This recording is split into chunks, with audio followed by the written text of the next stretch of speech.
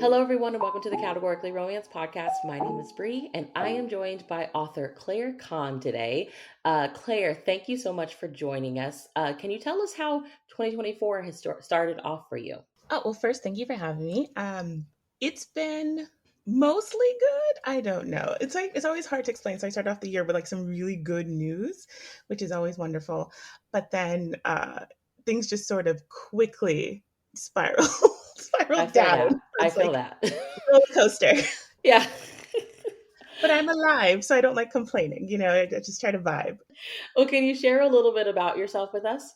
Sure, yeah. Okay, so again, my name is Claire. I am the author of several novels for all audiences. I write middle grade YA and adult, trying to get into picture books, but those are like really difficult, like more so than anything I've done before.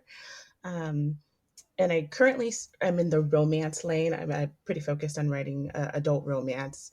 But who knows what the future may hold? I have a lot of ideas, and I love exploring and pushing myself and trying different things. I noticed that because I think you're up, like, you have a book coming out. Is it in June or July? And I was like, is this middle grade?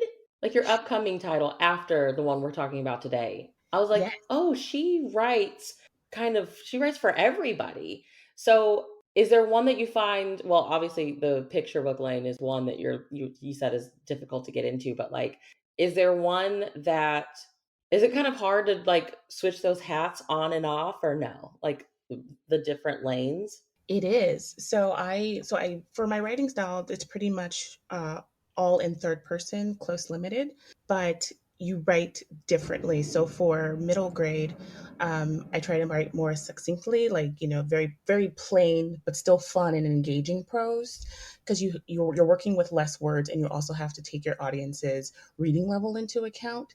And then for YA, it's the same thing, except maybe just elevated a little bit, but still tapping into like those same kinds of emotions, and attempting to like elevating the language, but not so difficult because you still want to keep your audience with you. And then for adult, it's no holds barred. I do whatever I want. You would do whatever you want, yeah. Well, I have some icebreakers for you. So just random fun questions, not much thought, whatever comes to mind.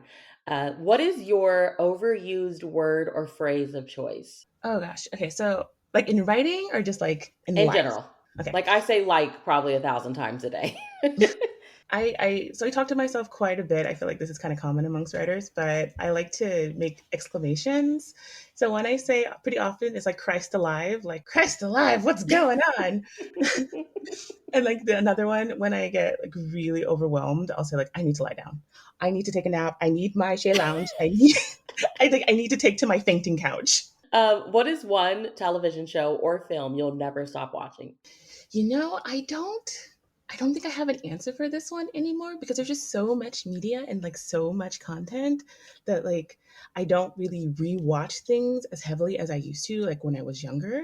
Like I'll probably never get tired of watching YouTube, if that counts, Yeah, that's a because good there's one. Yeah. always something new to find. There's some new creator doing something in a unique way or making like a video essay that's 7 hours long, and I'm like, okay, let me just tuck in and get into this. So I don't see myself ever getting tired of like YouTube. What did younger you like obsess over and watch all the time? A lot of anime. Oh, A okay. lot. Like I just loved. It was just so different than what was kind of offered in American media in both TV and film and books. So like I loved Sailor Moon. I can't even tell you how many times I watched Sailor Moon from beginning to of the series to the end. Even though the notoriously like the season 5 Sailor Stars was never released in America, I bought a pirated, I guess, version from eBay many, many, many years ago. So this was like decades ago though. And like I was just really obsessed with Sailor Moon and then just anime in general. Romance wise, do you have a favorite trope that you enjoy reading? I'm pretty open. I think I'm willing to try anything once, so it's probably easier to say what I'm like explicitly not into. Okay. And this might be a little spicy, it's a little controversial. I don't like pre-existing friends to lovers. Like they met years ago before the book even started, and they've been friends, and through the course of the narrative, they fall in love. I don't like that. I don't like it. Interesting. Okay, elaborate. I love it. No, I love a controversial hot take. So, okay, why? Tell me why. I think it's because it's the way it's usually set up in romance novels is someone's trying to make someone jealous, or it triggers them to realize, oh, they've been here the whole time. I've been there the I whole time. That just really gets under my skin. It took you being jealous to notice me? To Absolutely. notice me. Absolutely not.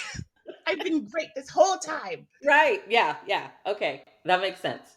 Yeah, I get that. Yeah, when it's done that when it's done that way too, I think that's kind of my ick with it too. Is like it took this for you to realize this wonderful person was there the whole time. I think that one is tough to pull off for sure. Who is one of your, and it can be any genre, one of your most read authors? I don't track my reading. I read a lot, but I don't track any of it. So it's really hard to say. So the only one I have in like recent working memory, because she puts out so many books a year, it's probably Allie Hazelwood. If she publishes it, I'm reading it. Like I'm reading probably it. within a day. Uh, I love her. Romance origin stories. We love finding out like how people got into romance reading. So, how did you become a romance reader? Oh, so I became like a romance reader in like a very roundabout way.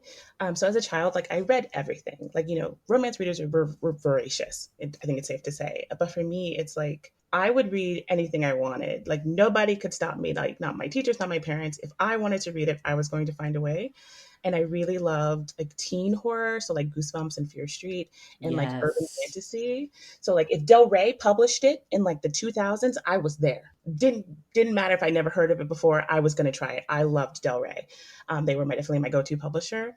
But I noticed like slowly over time that like I was more engaged if it had a romance subplot.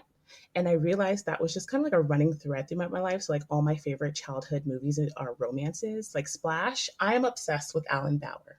Oh. Alan Bauer and Madison are like my OTP forever and ever. And then like I have another one that's a little on the spicier side, but Demon Knight, which is like the Tales from the Crypt movie with like Jada Pinkett Oh Smith my and Billy Zane. gosh. I wanted them to get together at the end Yeah. of that. Like, Talk about throwbacks. Wow. Yes. like sure he was evil, but like they could have made it work. And I realized like, okay, well maybe I should just start reading romance. And so I was like, okay, well let's how do we what do we do? What do we do? How do I do this? And at my old apartment complex from when I was young, we had a laundry room and like a little free library. So I would just like pick out the romance books from there. So I was reading like historical family dramas, sagas. It didn't matter. It was free. I was reading it. And so it's just kind of just been this running thread throughout my life. It's like I just naturally gravitate to romantic plot lines. Yeah. I think romance is one of those, it's like it is kind of everywhere. Like I did not start reading romance until I was an adult, like I was about to turn 30. And same as you, it's like when I looked back on my life, I was like, most of the things that I loved had a romance in it. And it was usually that I gravitated towards. But I think you are either like in for it back then and recognize that or not. And for me, it was just like, oh, I feel like I did not pick up on it until way later in the game.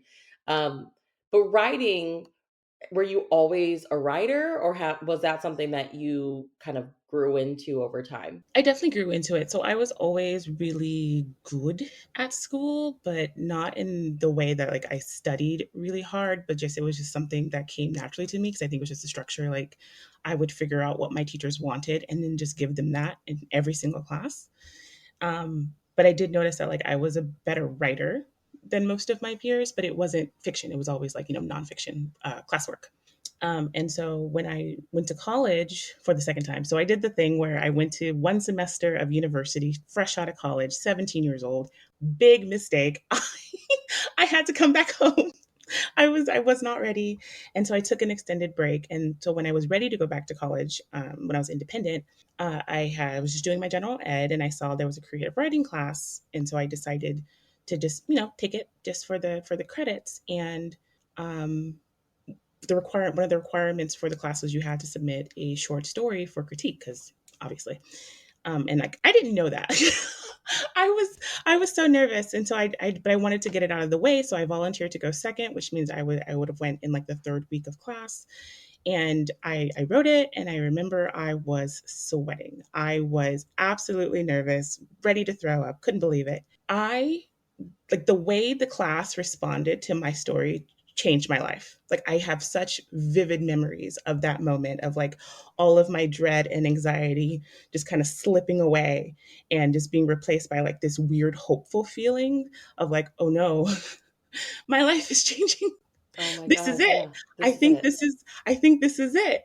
And the very next day I went to the office of registrar to change my major to creative writing. Like I just knew that this was it. I wanted to write and I wanted people to enjoy my stories and to share and to talk about them. And I was in school, so I couldn't really focus on that. But like in the back of my mind, I'm thinking like, okay, once I'm done with school, I'm going to become a writer. And I graduated in December. I was an early graduate, so I graduated in December, and I took a little break. In January 1st, 2014, I woke up and I'm like, okay, writing my novel, because I started writing my very first novel, and that was it.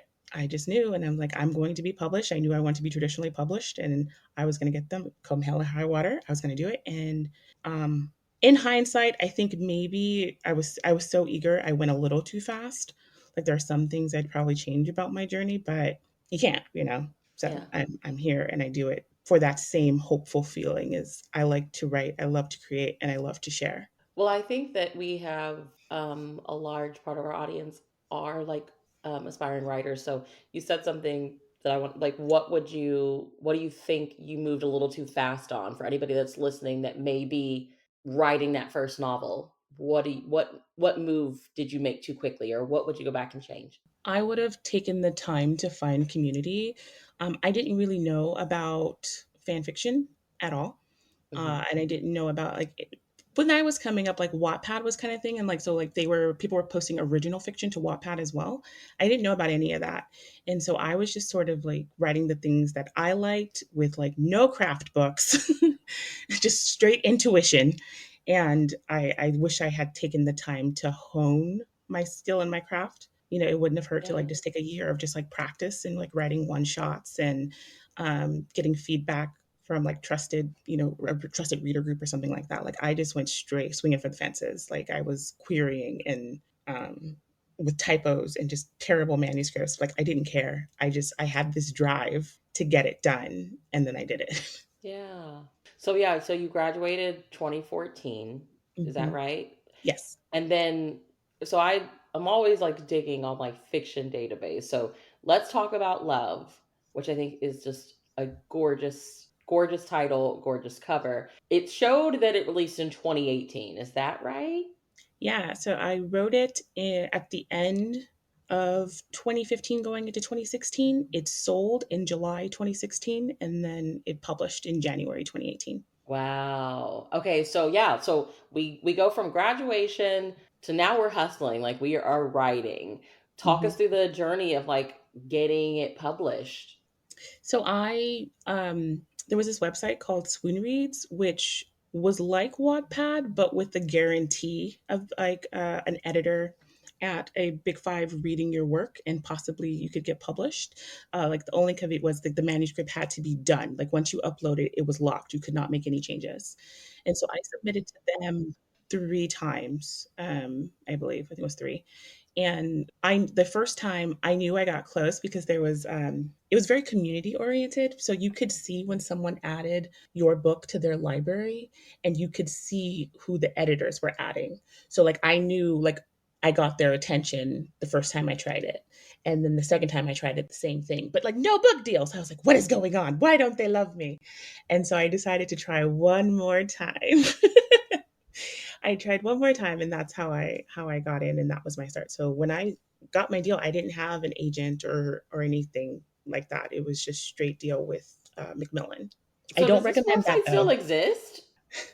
No, so the Swoon Reads closed down a couple years ago. Like I think it's like right, maybe like during the pandemic in 2020 or shortly after.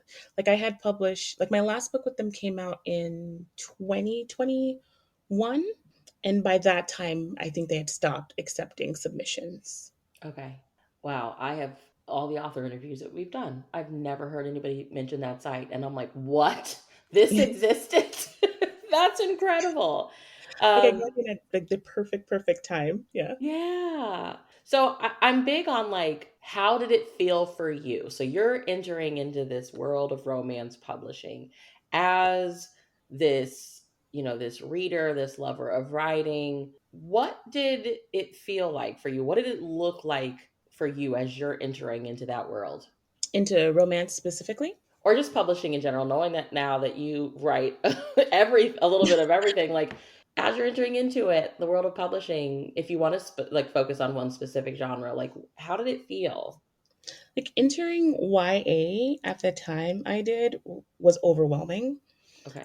because this was at the height of like the YA Twitter, uh, multiple debacles, I guess. YA was like Yeah. king when I entered the book blogging world. Like it was everywhere. So that makes total sense. So that's, unfortunately, that shaped a lot of how I interact with social media. Now I have a lot of trauma associated with that time. So I'm very detached from Same, the same. online space.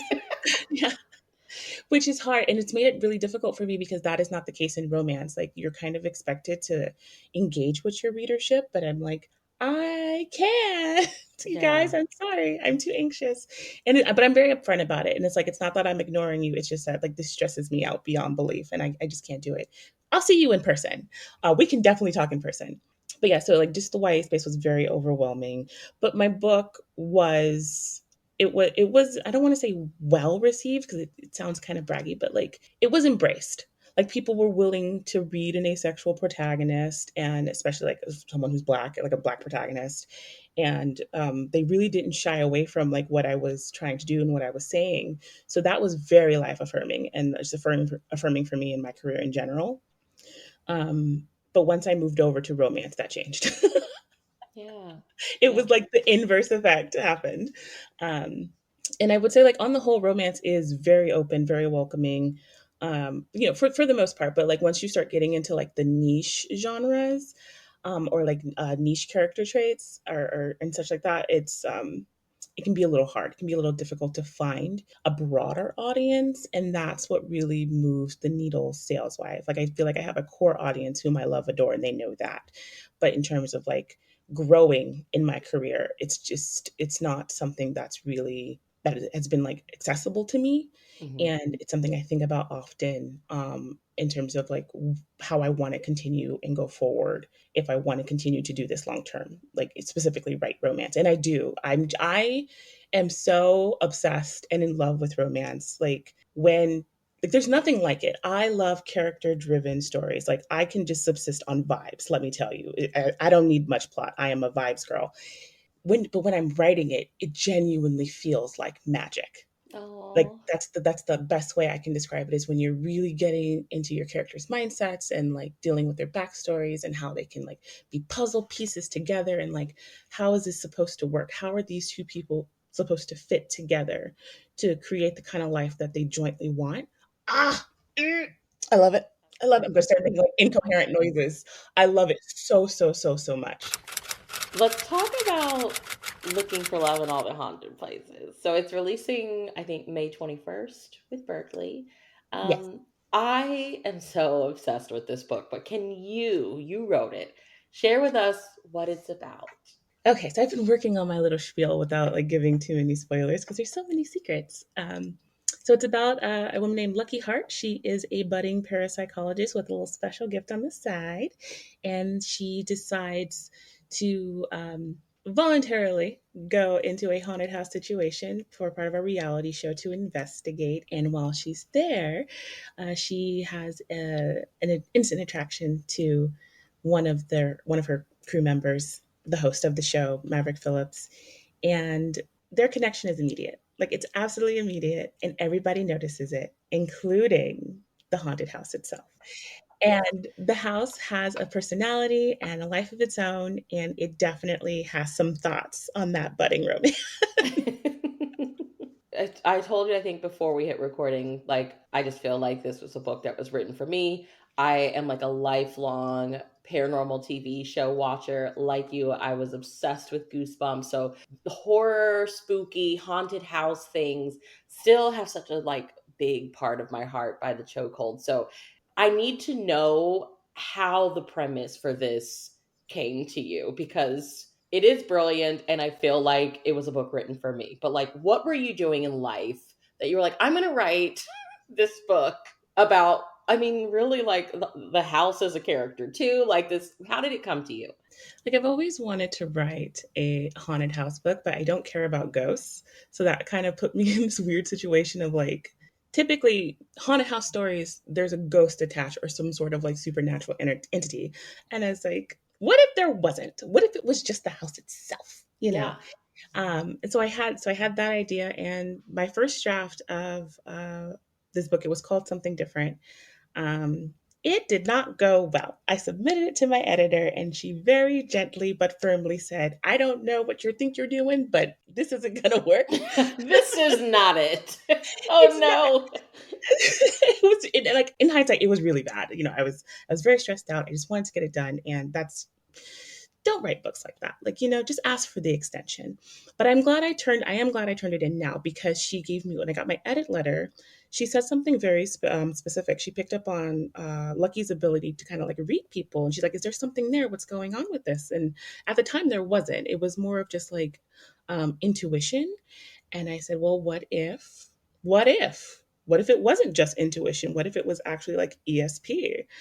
So I, you know, pulled on my anime background, and so I turned her. She's an Esper, and it sort of spiraled from there. It's like, what do you do if you're an Esper and you enter a sentient house situation? How is that going to go for you? Well, are there any cool behind the scenes details you can tell us about like the process of you writing the book? Like any music you listen to, playlists you made, like did you have to phone a friend a couple of times, take some walks? Like I'm always interested in like what did your life look like as you were writing this book? So when I first was trying to figure out the story, my first real burst of inspiration after I got my edit letter was Joanne the Scammer. I'm not sure if you're familiar with that internet personality, but that was Lucky's initial personality. She was a scammer, and like she's gonna scam her way into being on the show, and we eventually Oh dialed that my back. god. Okay. So we dialed that back, but I still kind of kept that in my mind. Like Joanne, it's like she was definitely born from like Joanne the Scammer, a little bit of Carrie, some Buffy archetypes there, and just really all the things that I have always loved with that particular, you know, tortured heroine archetype who's like overpowered and nobody really understands her. And I'm like, I think it's time for her to have a happily ever after. So I watched a lot of that media to kind of like get into that mindset. And music, I always write with music. Like I have to have it. And so I have playlists. I'm slowly sharing all the playlists for the book itself on my social media. Usually like Instagram, I'll do a little post and say, oh, the playlist is live. So I definitely have that. Other big inspirations, I watched a lot of nonfiction video essays about haunted house as a genre. And one line that like stuck out to me from one of the videos I watched was she said, haunted house stories aren't about the ghosts, they're about the people. And since I didn't have ghosts, I knew that the connection between Lucky, Maverick, and the house was going to have to function differently without a central antagonist. So it does sort of function as a love triangle. So I started researching like love triangles and reading books with love triangles to see how I felt about them, because it's typically, I mean, love triangles don't really love triangle. You know what I mean? Like Yeah. there's very clearly a winner We in all know these who cases. we want to win. Yeah. Yeah.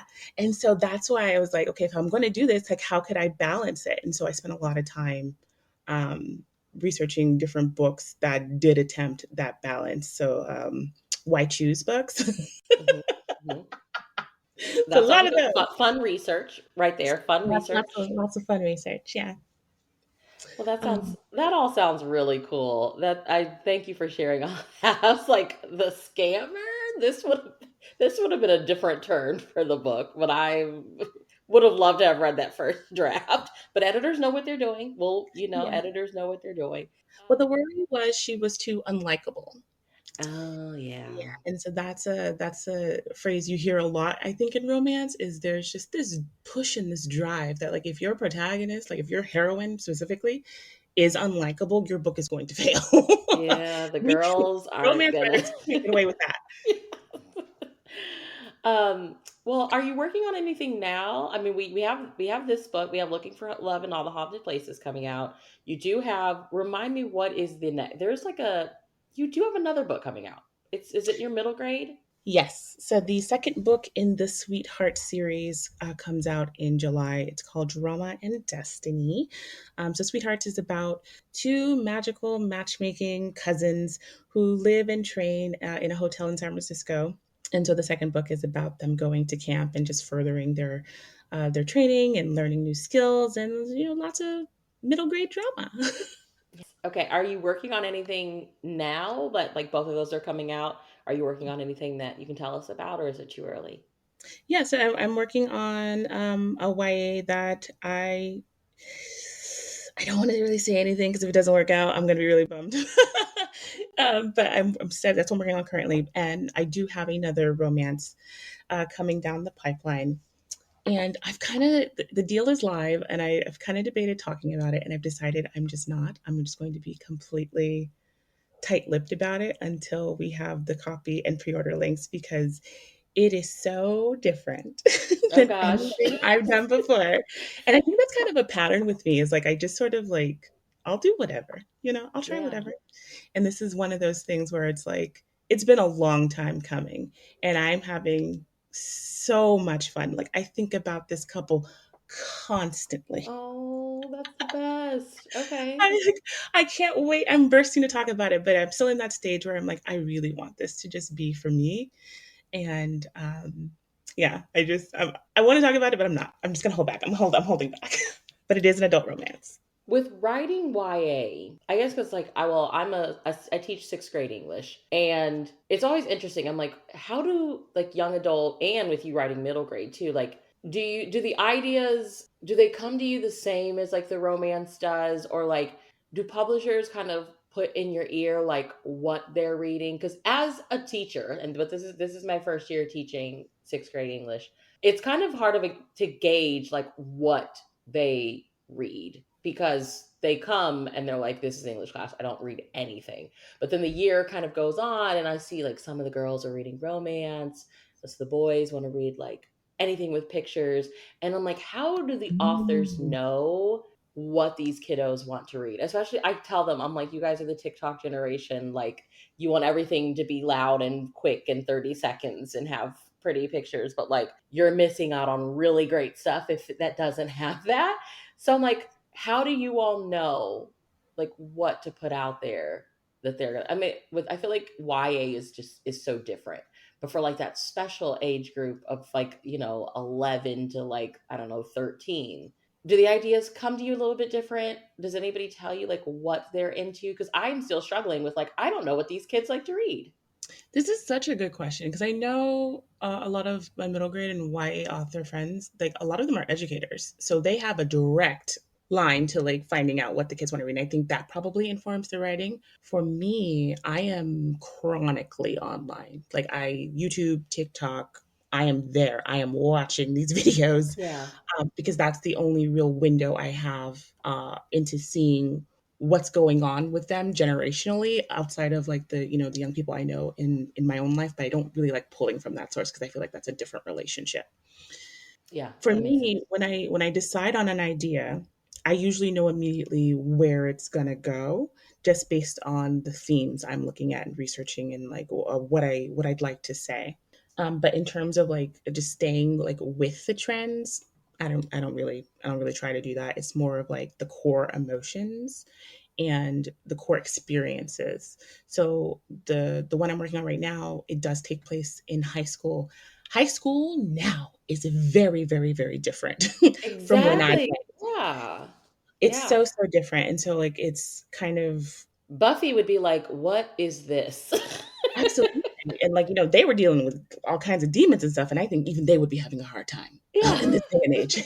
Demons would have technology now. Oh God. So like what I try to do is just, I don't focus on, the minutia. I don't really it's take place in school, but I'm not going to focus on school. I'm just elevating it and just focusing on the developmental side and the social and relationship aspects of what it's like to be a teen. And honestly, those books do take longer for me to write. So like I can knock out a romance in 6 weeks.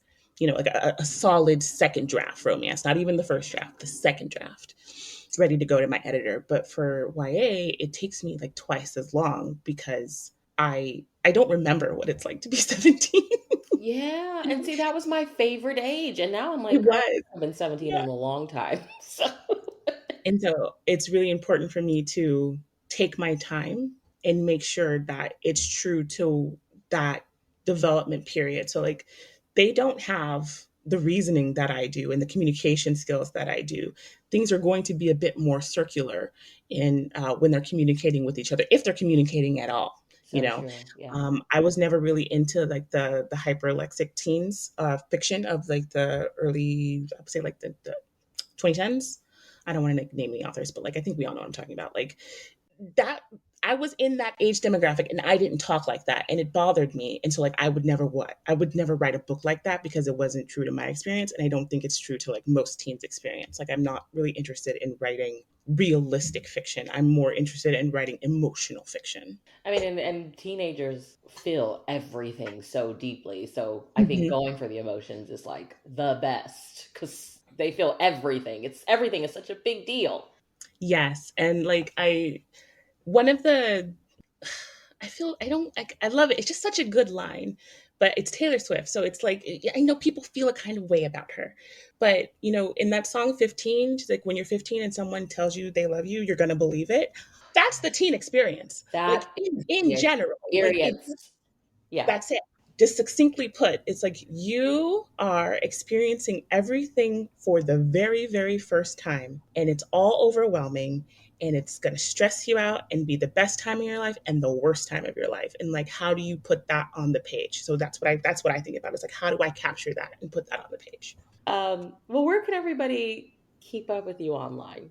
So I pretty much only use Instagram, and like that's very sparingly. I'm working on my relationship with social media, but I've Take your been working time. on it for two Take your years. So time. like if I'm not there, I'm not there. But my handle is Con Claire, so like last name then first name, everywhere. It's the same handle for everywhere. You could also just like email me directly.